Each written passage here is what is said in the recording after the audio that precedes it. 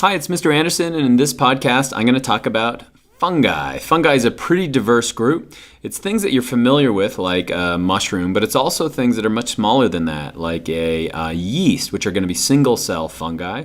And they're also going to form sometimes symbiotic relationships. So lichen, for example, is a symbiotic relationship between a fungi and then an algae. And so not only do they break down and decompose material, but they're also going to serve another role, working symbiotically with both algae and then plants to allow them to function better. And so basically, if we look at their phylogeny, so this is the eukaryotes. So we're going to talk about things now that have a nucleus and have organelles. And you can find here that here's our fungi. In other words, when we try to classify all eukaryotes, we're going to put them right here. If you look at animals, animals are going to be right here. And so what does this mean? Well, we're going to share more recent common ancestry with fungi than we are with plants, which are going to be way back here, because we'd put green plants way over on this side. And so we probably have more in common with a fungi, especially the way we live our life, than we do with green plants. But we're not directly related to them. This is more into the phylogeny of the actual fungi. And again, we get this from the Tree of Life project. And so you can see that we have this break off like this. And there are monophyletic groups. In other words, there's going to be some groups that you should know, because we know that these things all share common ancestry and they're one group. And so there are going to be 5 of those: Chytridiomycota, Zygomycota, Glomerulomycota, Ascomycota, and then Basidiomycota. And so these are ones that you do need to know because they're monophyletic and they're important when we're studying biology. But before we get there, let's get to the characteristics of fungi. Well, they're eukaryotic, so they've got nuclei and organelles. They're heterotrophs. They originally were classified as plants, and you can see why. It almost looks like a plant, and they don't move. They don't run around like animals. And they almost have these root-like structures that look like plant roots. And so we used to classify them as plants, but they're not. They eat material, and they're going to digest material. I'll show you some cool examples of that in just a second. They have cell walls, so that separates them from us. Also the fact that they don't move. And those cell walls are made of a polysaccharide called chitin. The exoskeleton of insects are made from that similar structure.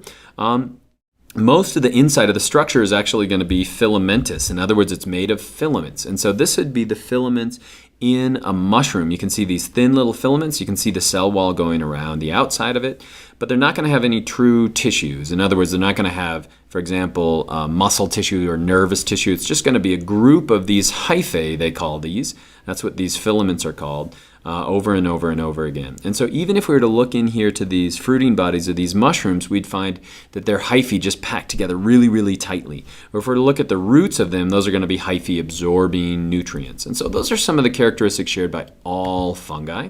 They're all heterotrophic. And so if you see one growing out of this tree or this rotting tree, they're digesting the material inside there and they're eating. And you can see here that this mold, which mold is kind of a term that just means a fast-growing fungi. You can see this mold is breaking down this fruit. And if you've ever had athlete's foot, you've been infected by a fungus as well. And so this right here is a fungus growing in between the toes, and its hyphae will actually grow into the tissues of the person's foot. It secretes an enzyme, and then it digests that material inside. And it's really painful because it's starting to digest the nerves on the outside of the foot. And one of my favorite fungi of all is this Anthrobotrys. Basically what they do is you can see the hyphae that they're growing here, but they'll make these tiny little rings. And then when you have a worm like this is called a nematode worm. Basically, if the nematode worm starts to swim through this ring, it will cinch tight on the nematode worm. It'll grab a hold of it, and then it's going to digest it from the outside in. And so this is an animal-eating fungi. And so what could be much cooler than that? How do they reproduce? Well, they do reproduce a lot of the time asexually. And so when you have mushrooms just continuing to grow out and out and out and out, and they can grow relatively quick, that's going to be asexual, but then they can also have a sexual phase as well. And so the spores that come out of a puffball like this are usually going to be asexual spores. They can spread to an area where there's a little bit of water, some food, and they can start growing.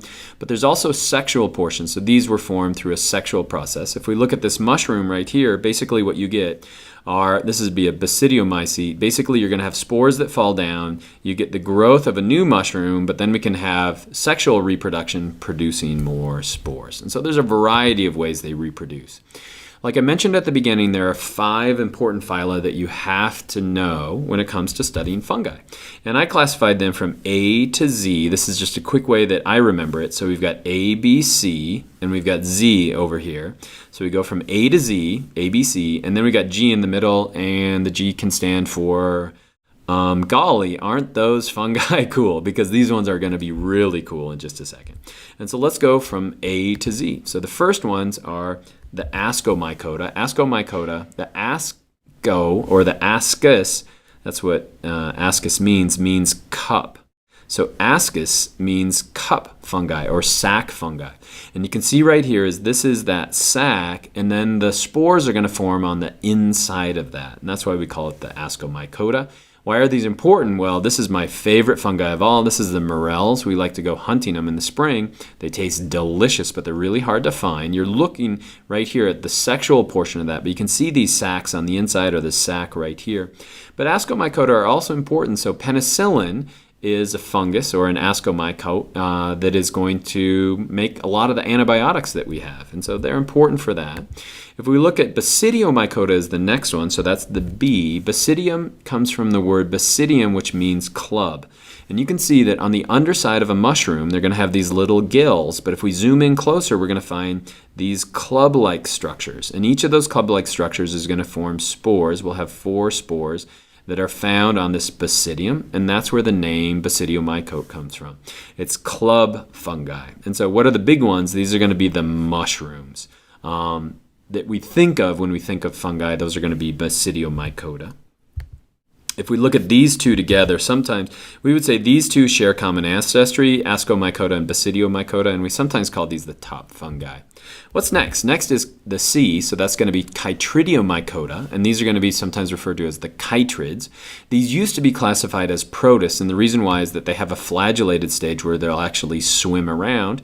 We now know that they're true fungi. You've read about these in the news because we've seen on the planet huge increases in deaths of frogs, and a lot of those are related to chytrid fungi that are infecting the frogs. All right, let's go to the G then. So the G stands for the Glomerulomycota. Glomerulomycota are very important because what they'll do is they form a symbiotic relationship with plants, or a plant symbiosis. So what we have are these mycorrhizal relationships. And so this right here is the root of a plant, but you can see the fungi growing inside it. And almost all plants, in other words, every plant that we look for has these relationships between the Glomerulomycota and their roots. What does that give them? Well, that gives them increased surface area, and it's allowed them to take in more water, and then they give these fungi a place to live. And so it's a great relationship for both the fungi and for the plant. And then the last one's going to be the Zygomycota. Zygomycota, its name comes from the zygosporangia, which is going to be this resistant structure where the spores are actually formed in. It'll rupture, and then we get this a hiss as those spores are spread out. If you look at that, a bunch of them together look like that, and a whole bunch of them together are going to look like this. So this is a bread mold, zygosporangia, that you're familiar with. And so basically what happens if you leave some bread out, one of these spores is going to land on it, and we're going to get the growth of this fungus. What's the fungus eating? It's eating the bread, because that's what they do. They're heterotrophs. And so can you remember those 5 important phyla of fungi?